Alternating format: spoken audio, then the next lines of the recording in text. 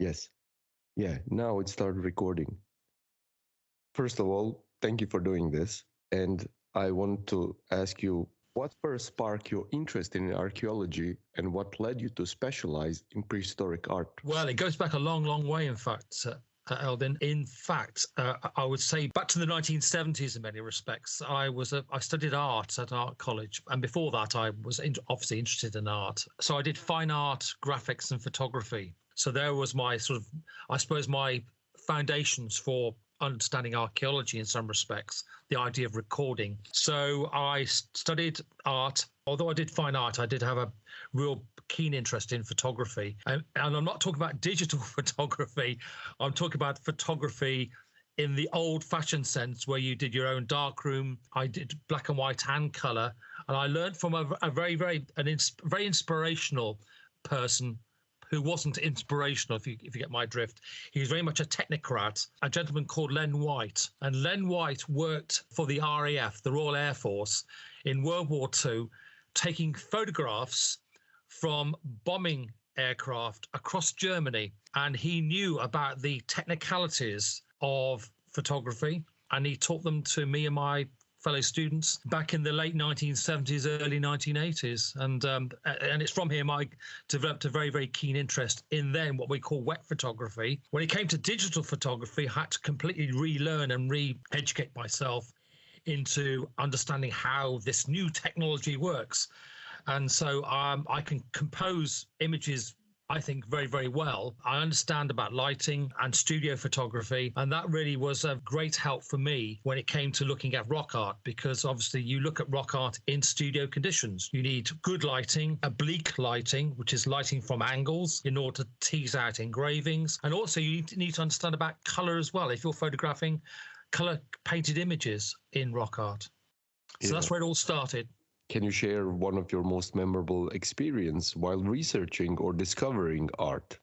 Yes, I've got a number of them, in fact. And I've been an archaeologist for 35 years now. I initially studied medieval archaeology, but hated it. I now love it, but I did hate it at the time. I then switched in my second year to prehistory. And when I came to get my degree, I remember a professor standing behind me, whispering in my ear, "What are you going to be doing next then, George?" And I said, "I have no idea." And he said, "Rock art. That's what you're going to be doing. You're going to be doing rock art." So I took a master's in looking at rock art in Sweden and Denmark. And then I completed a PhD where I studied in Trondheim in Norway on Norwegian rock art and Spanish Levantine rock art.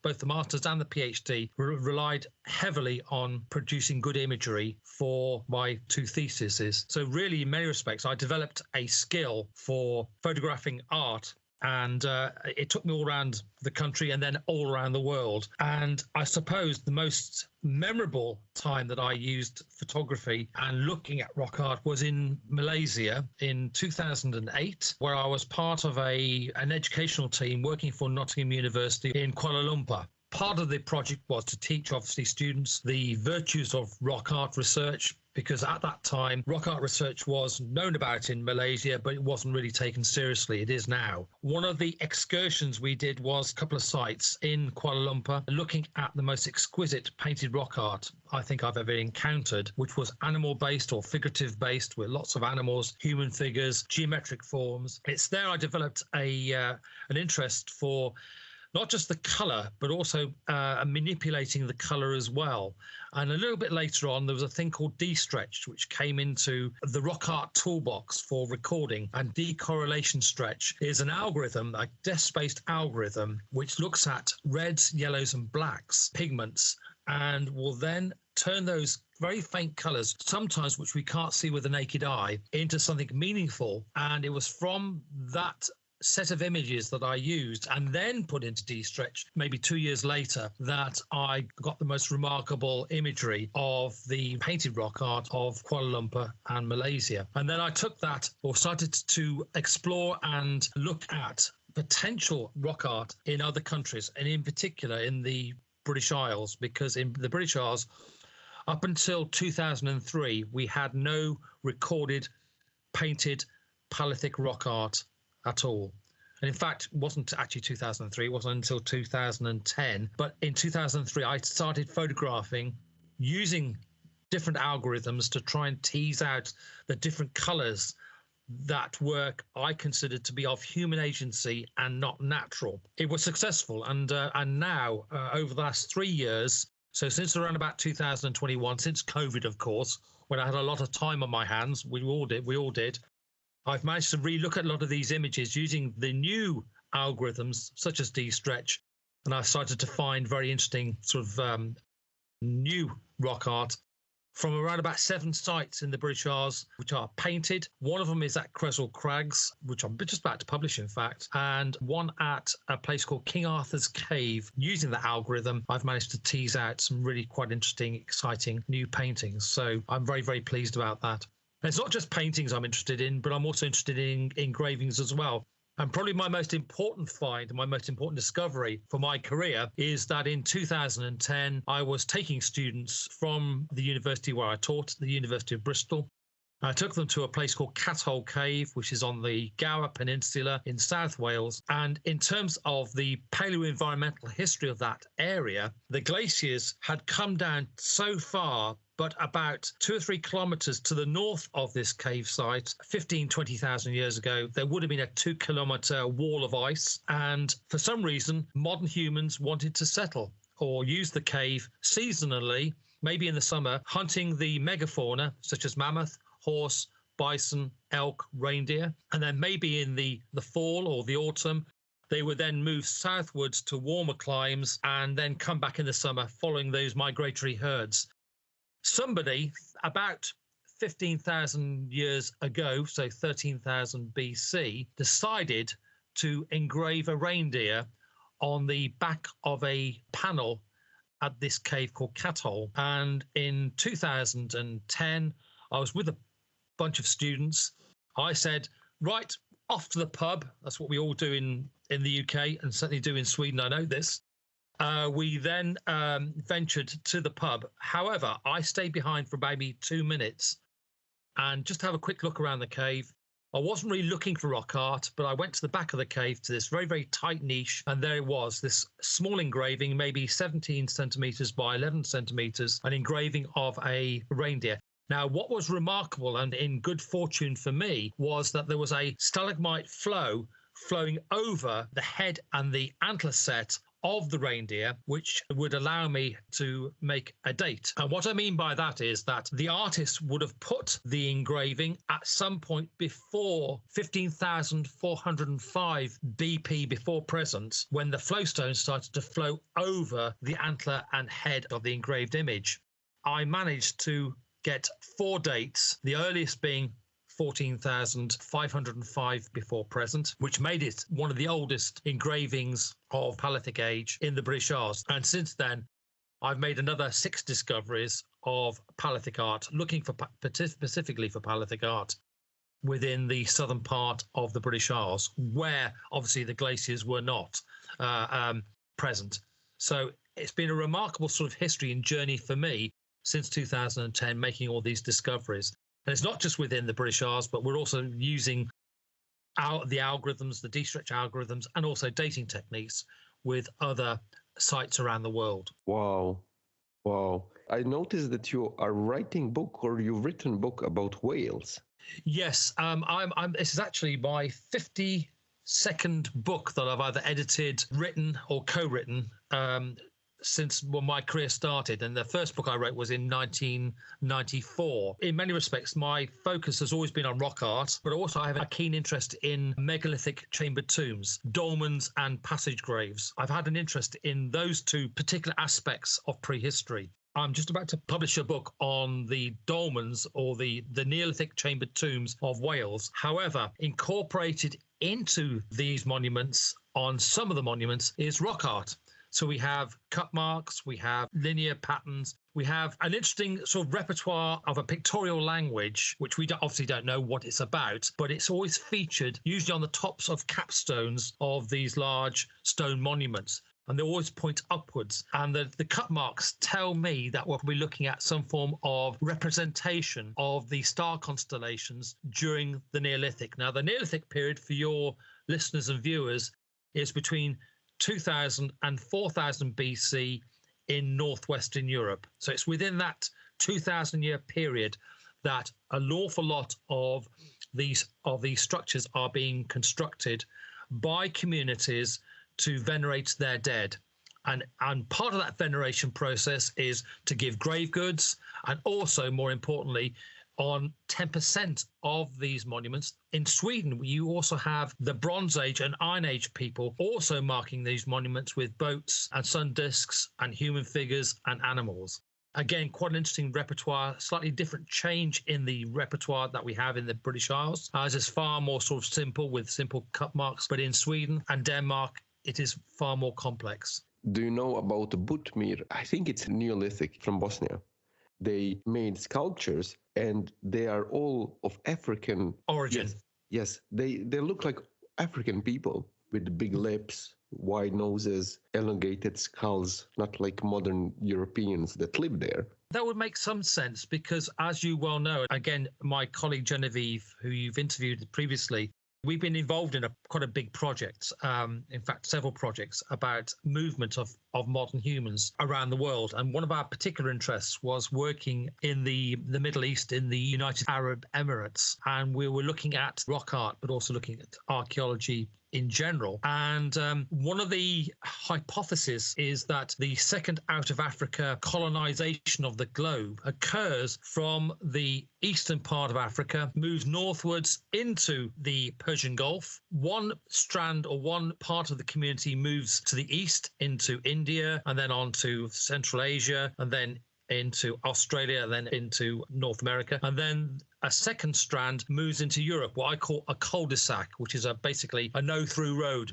Once you get to Europe, that's it. You don't go anywhere else. And the first area to be settled, or first areas to be settled in Eastern Europe, is places like the Vedastra in southern Romania, and also in terms of the period that you're talking about in the Iron Gates Gorge, which is very, very important because you have these remarkable settlements. Now, we don't know the ethnic origin of these people because we haven't done the DNA analysis yet, but these discoveries were made in the 1960s and 1970s. And the place I'm thinking about is a site called Lepenski Vir, where you have a remarkable archaeological settlement, which is at least 10 to 12,000 years old. And what you're thinking about is probably not so much the faces of humans, but the sort of a merger of animals, particularly fish with the large lips, which have been turned into humans. So there's a link between the river and what the river is giving to humans, i.e. fish, and the relationship between nature, the fish, and the humans. And it could be the case that these fish are being revered. And so at Lepenski Vir, there's been a lot of these figurines which have been discovered and have been shown in exhibitions in the UK in the 1980s. I remember going to one many, many years ago. We think in terms of the archaeology that there is a relationship in terms of what I would call an artistic sculpture, a relationship between animal and human figures. And that's what I think you're looking at. How do you approach the interpretation and the meaning or the symbolism of prehistoric art, especially considering the limited written records, because there's none of them? Right, it's a very, very big question, and the way I look at it in terms of my research at university, both before I took my PhD and after, was very much a philosophical discourse. And in fact, I worked with one of the best philosophers, stroke archaeologists in the world at the time, a guy called Christopher Tilley, who worked in Sweden, in fact. And I think what we need to consider the idea, take away the art, but think about the idea of how communication, it moves through time and space. And the communication is the idea of I tell you something and then you tell somebody else something and they tell somebody else something. They tell the same story, gets slightly changed, it slightly changes its meaning over so many sort of transactions between people. We're looking at this idea of people moving through a landscape or ideas moving through a landscape. And if it's the way of ideas, then I get that. So, for example, if we have a core of ideology, which is within the, say, the Fertile Crescent, which is Syria, northern Israel and Turkey, 11, 12,000 years ago, where people are starting to think about settlement, they're starting to think about nucleated settlement, they're starting to think about the idea of production and consumption, production of pottery, for example, consumption of food, production of food for large communities, i.e. a small village or a large community. That idea spreads, and with it spreads the idea of how do you dispose of the dead, for example, how do you produce art? And all those ideas are moving around outwards from that core. And once you look at that, and then you look at the carbon dating of places like Tel Aviv, Jericho, which are large tell sites from this period, and you start to look at the radiocarbon dates of what is going on in Romania, what's going on in Bosnia, what's going on in the Paris Basin, what's going on in the British Isles, you'll see that the ideas are moving about 1 kilometre every year on average. So from east to west, it takes about 5,000 years for the British Isles, for communities in the British Isles to adopt the idea of what we would call Neolithicization. Before 4000 BC in the British Isles and in Sweden, people were still hunting and gathering. And the classic example is the Erteböle in Denmark and southern Sweden, where you have their communities which are hunting and gathering. They don't bury their dead in burial monuments. They use cemeteries. They're doing everything that hunter-gatherers should do. Then around about 3,200 in the Erteböle, 4,000 in the British Isles, there's a big change. It takes about 200 or 300 years for that transition to work through. You get people who are constructing monuments, building nucleated settlements and producing things like pottery, ways of burying the dead, ways of consumption, producing food, and you've got your nucleated settlement. And that takes 5,000 years or more to transport that ideology of Neolithicization from the core area where it all started in the northern part of the Middle East or southeastern Europe to spread outwards. And we can trace that all the way through looking at the radiocarbon dates.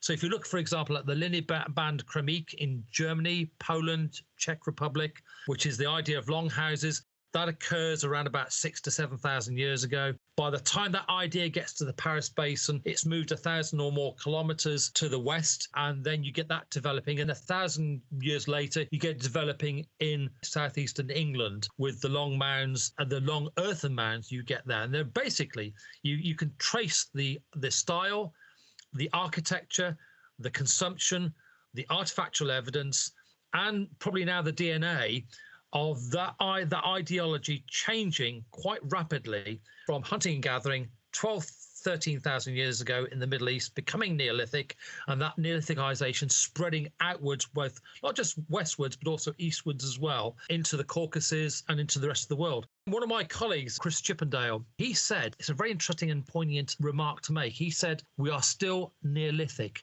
So you and I and the rest of the world, we procure our food, we store our food, we work in communities, towns, villages, cities. We are doing everything that the Neolithic were doing, certainly in the British Isles 5,000 to 6,000 years ago, and in the Middle East, southeastern Europe, 12,000 years ago. It was all about ideas, this idea of people invading or people moving, although that does occur. We got that within the archaeological evidence within the British Isles, certainly within the transition between the Neolithic and the Bronze Age, around about 2000 BC. But it's more of the movement of ideas and concepts. So I talk to you, I say, hey, Eldin, I've got a really good idea to tell you, and then you pass that idea on to your friend, and then your friend passes that on, and that's how these things move forward.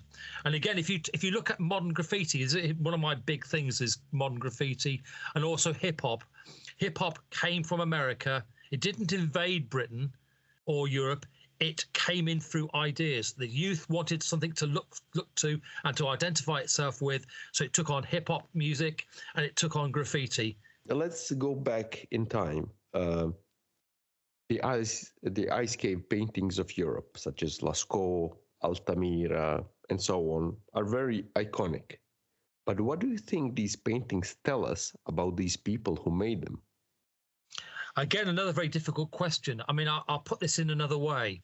If I if we are to think about, forget time, but if we are to put ourselves into generations of community, so your father, your father's father, your grandfather's father, and going back, we're looking at maybe 3 generations per century of father, son, and grandfather, or mother, daughter, and grandmother. So we're looking at 3 generations per century. That's I would say, to get back to the Neolithic is only 150 generations of community of people, and those 150 generations from what they were talking to their children about in 4,000, 5,000 years ago to what we are thinking about today is completely alien. If we go back another 10,000 years ago to the Magdalenian period or beyond that, again, it's very difficult to get into the mindset of artists. And remember that the artists are expressing themselves and the community about what they think they are seeing, or what they think is pertinent to the community that they are servicing. I would like to think, if we use the ethnographic and anthropological evidence to try and to make some sort of meaningful interpretation of the past, we've got this idea of hierarchies, for example. So craft specialization, let's look at that, for example. So you have within one community maybe 1 or 2 artists who are doing this, maybe even initiates, people who are going from girl to woman or from boy to man, initiation process. So to become a fully fledged member of a community, an adult member of the community, you have to do certain things. And one of those things could be art, production of an engraving or in painting. There's a very famous cave site in the Dordogne called Ruffiniach. And Ruffiniach is a long cave, 2 kilometers. You have to use a train system to get from the entrance to where the Palaeolithic art is. Palaeolithic art comprises of a large gallery, and on the ceiling of this gallery there are painted or smeared mammoths and other animals and human figures and geometric forms, which are made of charcoal. And you also get flutings there made from fingers into wet clay as well. So we've got a really beautiful sort of assemblage of art there. If you're an initiate, you're going through that period of going from boy or girl to man to woman. One of your tasks to do that was to go into that cave in complete darkness with maybe a torch if you're very lucky, maneuver over the rocks through the tight squeezes into the various caverns, but eventually get to this large dome, and then you paint your mark onto that cave, then come back again. You go in as a boy, you go in as a girl, you come back as a man or a woman. So that's part of your initiation process. There's a number of interpretations. It could be initiation. It could be this idea of hierarchical control over a community. It could be totemism. It could be all manner of things that are going on within the community. We don't know the answers, but we can only theorize about what's going on. But what we need to do in order to understand this, and this is very important for art historians per se, is you need to get under the skin or to understand the underlying mechanisms that control and manipulate society, that you only look at the initial stages or the primary stages of why people make decisions to do art, and start to look at the landscape, look at communities in a more finer detail. Why hunter-gatherers do art.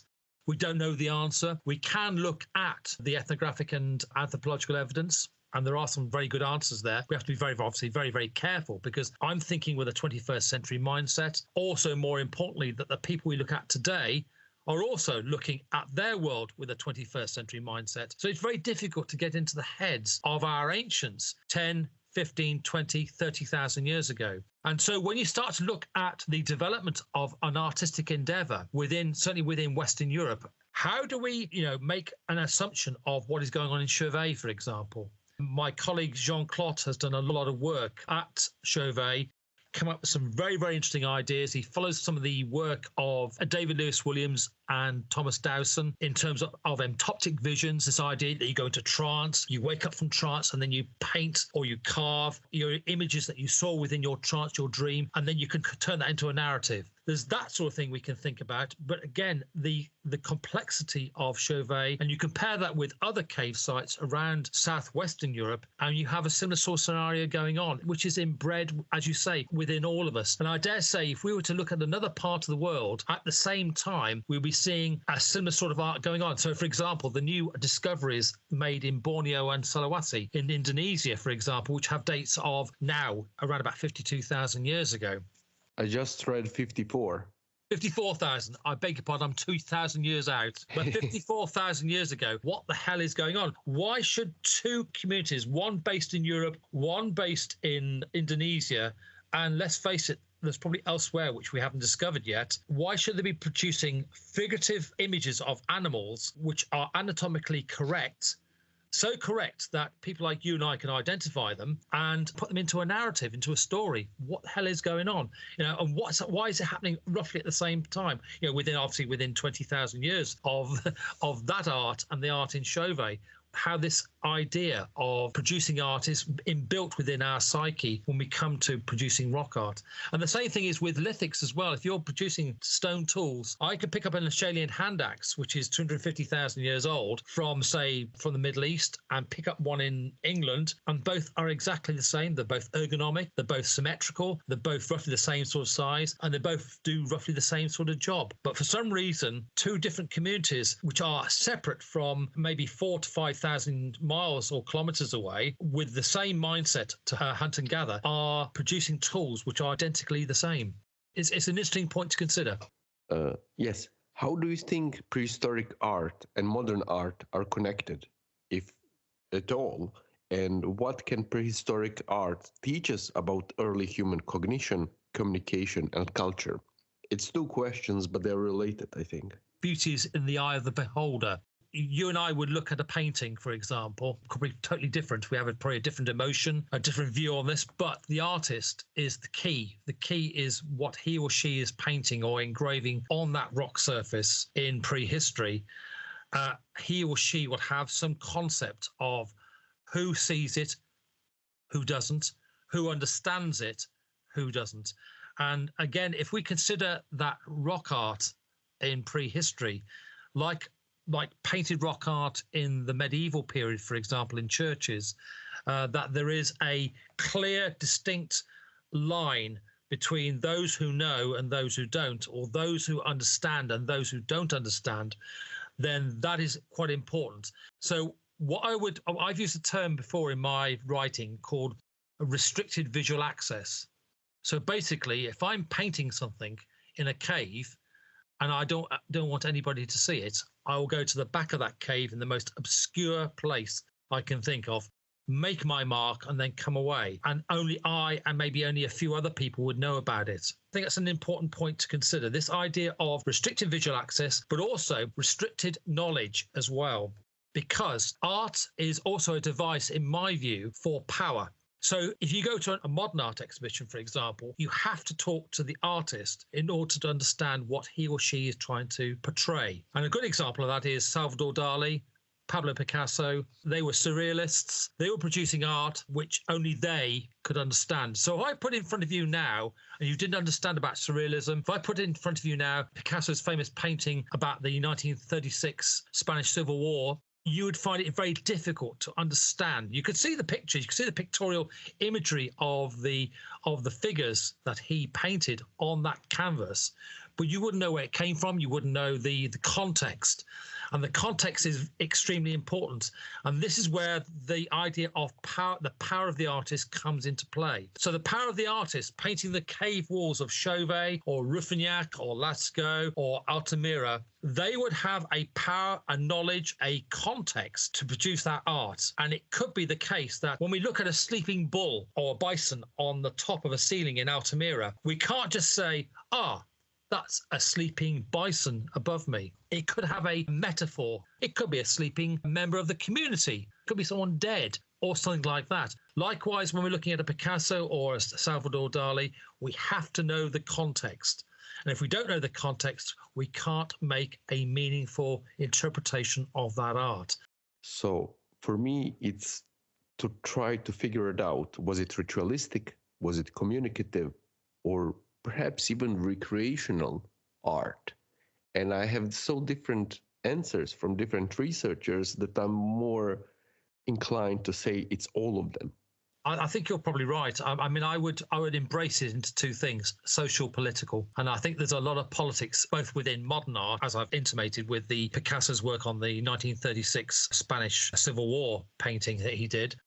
And I think there's a very interesting dichotomy, which we think we need to think about, is that we have the Chauvets of this world, the beautiful Chauvets, the beautiful Altamiras, which show us animals. When we walk through those caves, we can make our own interpretations about what they represent. So basically, you work out what you want to think, and that's how it stands. And I think what's really interesting for me as a rock art specialist, I get as much excitement to look at a very simple line, for example, or a simple groove, as I do looking at an animal or a painted animal. And the reason why I say that is because maybe the line is more complex in terms of its construction, its context, its history, its narrative than the actual animal that you're looking at. A good example is the Christian cross.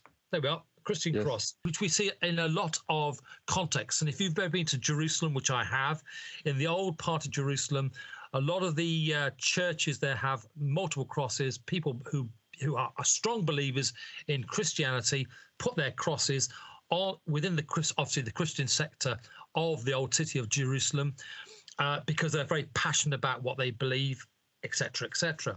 Now, that cross is so simple to produce. However, the story, the rhetoric, the metaphor behind it is vast, absolutely vast. You could write a Bible on it.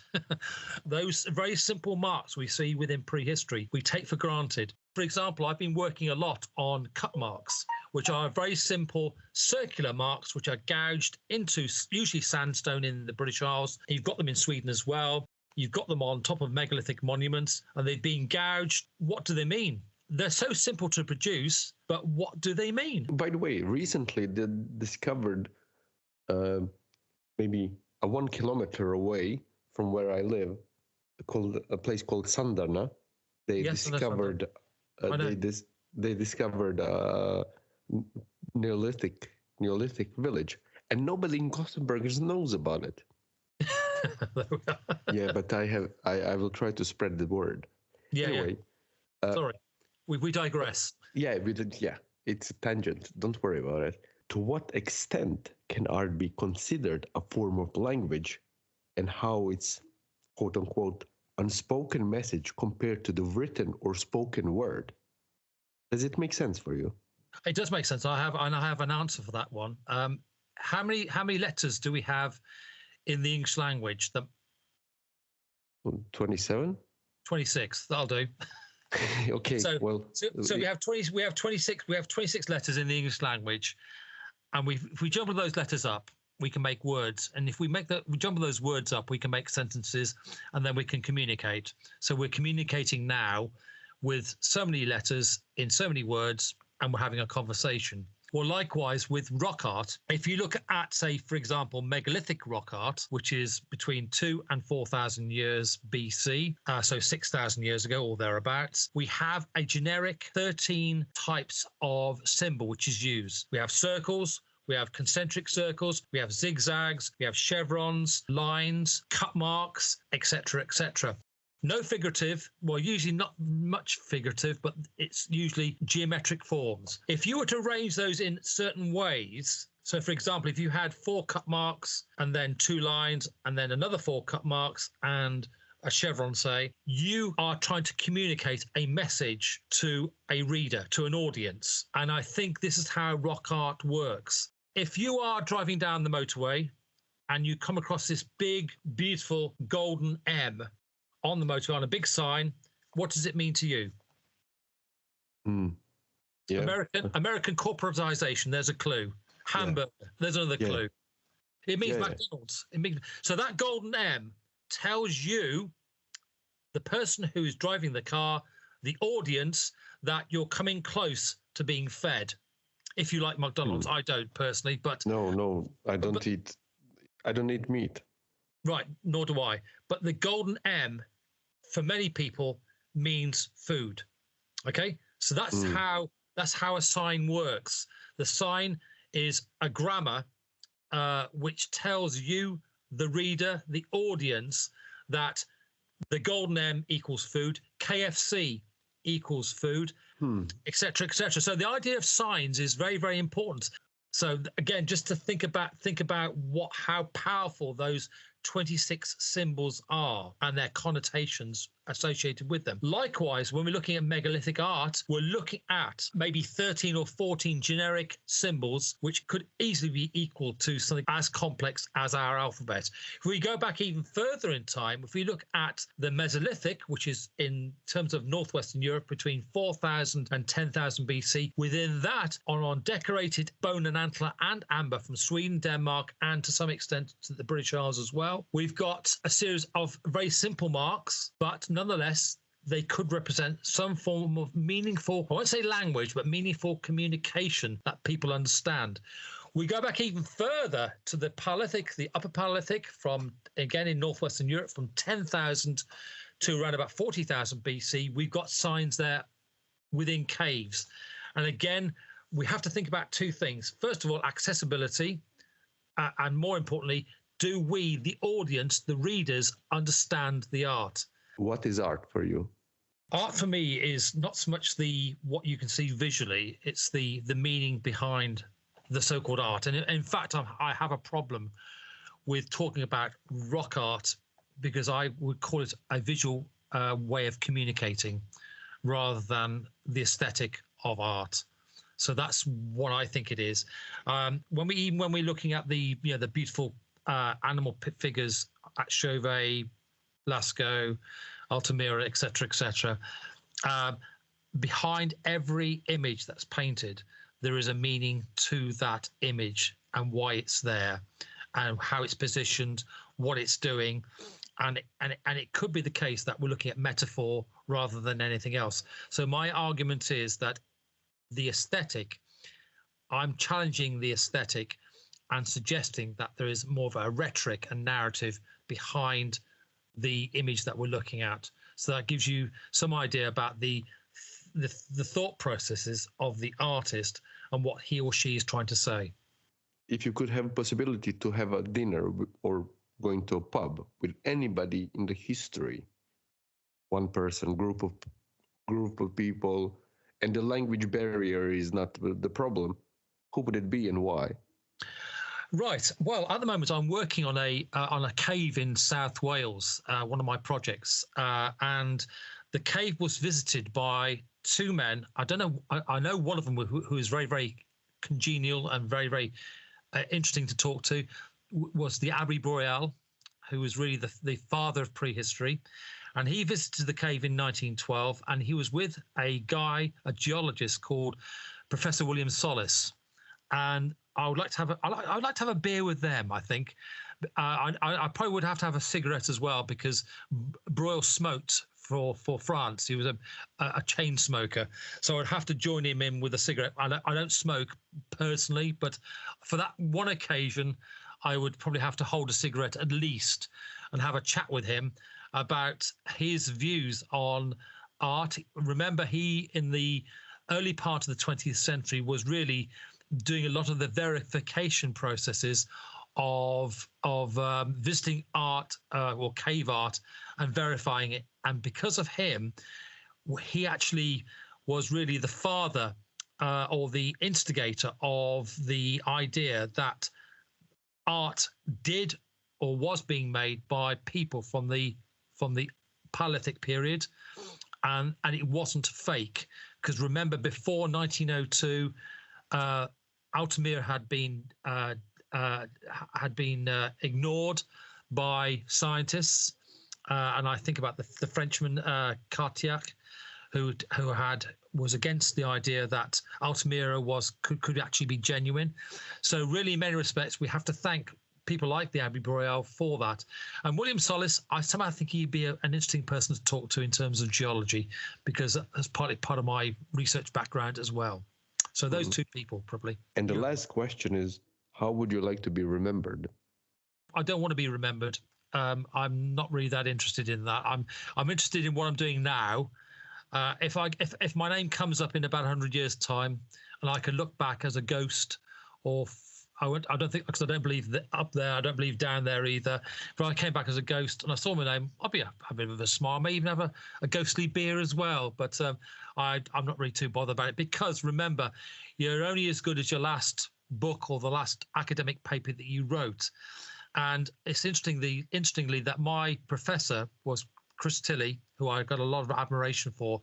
He died in March this year. And I speak to my students and they say, Christopher who? Christopher Tilley, who's he? And for me, he's one of the most influential people in my academic career. And I'll go on remembering him to the day I die. Okay, so thank you for doing this. And I really hope that we're going to do this again, because I have so many questions, especially when it comes to Neolithic and Wales, and I will do this in the future, but I don't know when, but I would really like to speak with you about Wales and also Homo naledi. Oh my God. Yeah. Oh my God, that is a nightmare. Yeah, I know. Thank you for doing this, and I hope we will do it in the future. My pleasure. Yes. Yes, and I hope to see you soon. Okay. Have a nice day. Okay. Bye.